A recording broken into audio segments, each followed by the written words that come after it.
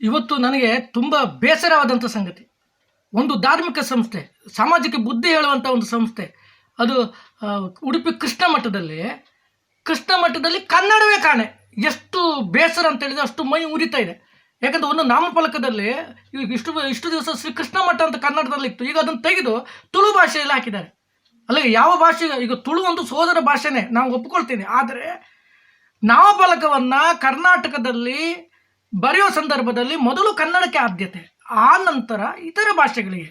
ಈಗ ಏನು ಮಾಡಿದ್ದಾರೆ, ಕನ್ನಡವನ್ನೇ ತೆಗೆದಿದ್ದಾರೆ. ಇದು ಕಾನೂನಿನ ಒಂದು ಸ್ಪಷ್ಟವಾದ ಉಲ್ಲಂಘನೆಯಾಗಿದೆ. ಕನ್ನಡ ಸಾಹಿತ್ಯ ಪರಿಷತ್ತು ಇದನ್ನು ತೀವ್ರವಾಗಿ ಖಂಡಿಸ್ತದೆ. ಅಷ್ಟು ಮಾತ್ರ ಅಲ್ಲ, ಈ ಬಗ್ಗೆ ನಮ್ಮ ಜಿಲ್ಲಾಡಳಿತಕ್ಕೆ ಮನವಿ ಸಲ್ಲಿಸಿ ಆ ನಂತರ ನಾವು ಕಾರ್ಯಪ್ರವೃತ್ತರಾಗ್ತೇವೆ. ಯಾಕಂದರೆ ಜಾಗೃತ ಸಮಿತಿ ಅಂತ ಇದೆ, ಅದರ ಮೂಲಕ ಈ ಕೆಲಸ ಆಗ್ತಾ ಇದೆ. ನಮ್ಮ ಇಡೀ ಕರ್ನಾಟಕದಲ್ಲಿ ಯಾವುದೇ ನಾಮಫಲಕ ಇದ್ದರೆ ಮೊದಲು ಕನ್ನಡದಲ್ಲಿ, ಆ ನಂತರ ಇತರ ಭಾಷೆಯಲ್ಲಿ. ಒಂದು ಧಾರ್ಮಿಕ ಸಂಸ್ಥೆ ಏನು ಮಾಡ್ತಿದೆ ಅಂತ ಹೇಳಿದರೆ, ಕನ್ನಡ ಮತ್ತು ಸೋದರ ಭಾಷೆಯಾದಂಥ ತುಳುವಿನ ನಡುವೆ ಕಂದಕವನ್ನು ಏರ್ಪಡಿಸ್ತಾ ಇದೆ. ಇದು ಕುಚೋದ್ಯದ ಸಂಗತಿ. ಇದು ಯಾರೇ ಆಗಲಿ, ಎಷ್ಟೇ ದೊಡ್ಡವರಾಗಲಿ ಮಾಡಿದ್ದು ಕಾನೂನು ರೀತಿಯಲ್ಲಿ ಅಪರಾಧ. ಆದ್ದರಿಂದ ಇದು ಕ್ಷಮಿಸಲಾರದಂಥ ಅಪರಾಧ. ಸಾಹಿತ್ಯ ಪರಿಷತ್ತು ಉಗ್ರವಾಗಿ ಇದನ್ನು ಪ್ರತಿಭಟಿಸುತ್ತದೆ. ನಾಡಿನ ಪ್ರಸಿದ್ಧ ಯಾತ್ರಾ ಸ್ಥಳ ಉಡುಪಿ ಶ್ರೀಕೃಷ್ಣನ ಸನ್ನಿಧಾನದಲ್ಲಿ ಮುಖ್ಯ ದ್ವಾರದಲ್ಲಿದ್ದಂತಹ ಮಠದ ಶೀರ್ಷಿಕೆಯಲ್ಲಿ ಹಠಾತ್ತಾಗಿ ಕನ್ನಡದ ಫಲಕವನ್ನು ತೆಗೆದು ತುಳುವಿನ ಮತ್ತು ಸಂಸ್ಕೃತವನ್ನು ಸೇರಿಸಿದ ಶೀರ್ಷಿಕೆಯನ್ನು ಹಾಕಿದ್ದಾರೆ. ಇದು ತೀರಾ ಅನಪೇಕ್ಷಣೀಯವಾದಂತಹ ಒಂದು ಬೆಳವಣಿಗೆ.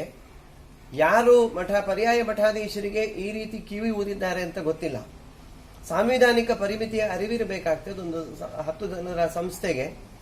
ಕನ್ನಡದ ನೆಲದಲ್ಲಿ ಕನ್ನಡ ಭಾಷೆಯನ್ನು ಆದ್ಯತೆಯಾಗಿಟ್ಟುಕೊಂಡು ತುಳು, ಇಂಗ್ಲಿಷ್, ಸಂಸ್ಕೃತವು ಸೇರಿದಂತೆ ಬೇರೆ ಯಾವುದೇ ಭಾಷೆಯನ್ನು ನಾಮಫಲಕಗಳಲ್ಲಿ ಬಳಸಿಕೊಳ್ಳಿಕ್ಕೆ ಅವಕಾಶ ಇದೆ. ಆದರೆ ಕನ್ನಡವನ್ನು ತೆಗೆದು ಬೇರೆ ಭಾಷೆಯ ಫಲಕಗಳನ್ನು ಅಳವಡಿಸುವುದು ಅಪರಾಧ ಅಂತ ಆಗ್ತದೆ. ಅದು ಸಮಂಜಸ ಅಂತ ಅನ್ನಿಸೋದಿಲ್ಲ. ಈ ಸಾಂವಿಧಾನಿಕ ಪರಿಮಿತಿಯ ಅರಿವು ಇಲ್ಲದೆ ಹೋದರೆ ಇಂಥ ಎಡವಟ್ಟುಗಳಾಗ್ತದೆ. ಇಂಥ ಅನಪೇಕ್ಷಣೀಯ ವಿವಾದಗಳಿಗೆ ಆಸ್ಪದ ಕೊಡುವಾಗ ಈ ರೀತಿಯ ಅಭಿಪ್ರಾಯಗಳನ್ನು, ಕುಮ್ಮಕ್ಕುಗಳನ್ನು ಕೊಡುವವರ ಬಗ್ಗೆ ಮಠಮಾನ್ಯರು ತುಂಬ ಎಚ್ಚರಿಕೆಯನ್ನು ವಹಿಸಬೇಕಾಗ್ತದೆ. ಇವತ್ತು ಒಂದು ಸಮಾಜಕ್ಕೆ ಮಾರ್ಗದರ್ಶನ ಮಾಡುವಂತಹ ಸ್ಥಾನದಲ್ಲಿ ಇರುವವರೇ ಒಕ್ಕೂಟ ವ್ಯವಸ್ಥೆಗೆ ವಿರುದ್ಧವಾದಂತಹ ಇಂದು ಹೇಳಿಕೆಗಳನ್ನು, ಇಂತಹ ಬೆಳವಣಿಗೆಗಳನ್ನ ಅಥವಾ ಪ್ರತ್ಯೇಕತೆಯ ಧ್ವನಿಗೆ ಆಸ್ಪದವನ್ನು ಕೊಡುವಂತಹ ಕೆಲಸ ಮಾಡಿದರೆ ಇದರಿಂದ ಸಮಾಜದಲ್ಲಿ ಅನಗತ್ಯವಾದಂತಹ ಬೆಳವಣಿಗೆಗಳು ಉದ್ಭವಿಸ್ತದೆ. ಈ ಬಗ್ಗೆ ಎಲ್ಲರೂ ಎಚ್ಚರವನ್ನು ವಹಿಸಬೇಕು. ಪರ್ಯಾಯ ಮಠಾಧೀಶರಿಗೆ ಒಬ್ಬ ಕೃಷ್ಣ ಭಕ್ತನಾಗಿ ನನಗೆ ತುಳುವಿನ ಬಗ್ಗೆ ಆಸಕ್ತಿ ಇದೆ. ನಾನು ತುಳುವಿನ ತರಬೇತಿಯನ್ನು ಪಡ್ಕೊಂಡಿದ್ದೇನೆ. ತುಳು ಅಕ್ಷರವನ್ನು ನಾನು ಬರೀತೇನೆ. ತುಳು ಅಕ್ಷರಗಳ ತರಬೇತಿಯನ್ನು ನಾನು ಪಡ್ಕೊಂಡವನಾಗಿ ನಾನು ಮಾತಾಡ್ತೇನೆ. ತುಳುವಿನ ಅಭಿಮಾನವು ನಮಗಿದೆ.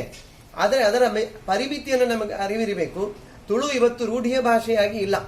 ಕನ್ನಡದ ನೆಲದಲ್ಲಿ ಕನ್ನಡವೇ ಆಡು ಭಾಷೆಯಾಗಿ, ರೂಢಿ ಭಾಷೆಯಾಗಿ ನಾವು ಇಟ್ಟುಕೊಂಡಿರುವಂಥವ್ರು.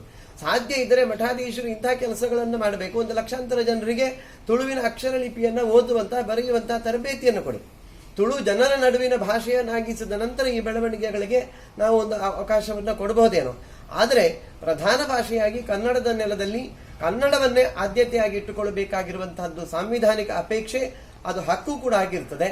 ಆದ್ದರಿಂದ ಕೂಡಲೇ ಈ ಬಗ್ಗೆ ಮಠಾಧೀಶರು ಕ್ರಮವನ್ನು ತೆಗೆದುಕೊಂಡು ಕನ್ನಡವನ್ನು ಒಳಗೊಂಡ ತುಳು ಮತ್ತು ಸಂಸ್ಕೃತ, ಇಂಗ್ಲಿಷ್ ಇನ್ಯಾವುದೇ ನಾಮಫಲಕಗಳನ್ನು ಹಾಕುವುದರಲ್ಲಿ ಅಭ್ಯಂತರವಿಲ್ಲ. ಇಲ್ಲದಿದ್ದರೆ ಇದು ಒಂದು ಅನಗತ್ಯವಾದಂತಹ ಬೆಳವಣಿಗೆಗಳಿಗೆ ಆಸ್ಪದವನ್ನು ಕೊಡುತ್ತದೆ ಅಂತ ಹೇಳುವಂಥದ್ದನ್ನು ನಾನು ತುಂಬ ಸ್ಪಷ್ಟವಾಗಿ ಹೇಳಲಿಕ್ಕೆ ಬಯಸ್ತೇನೆ.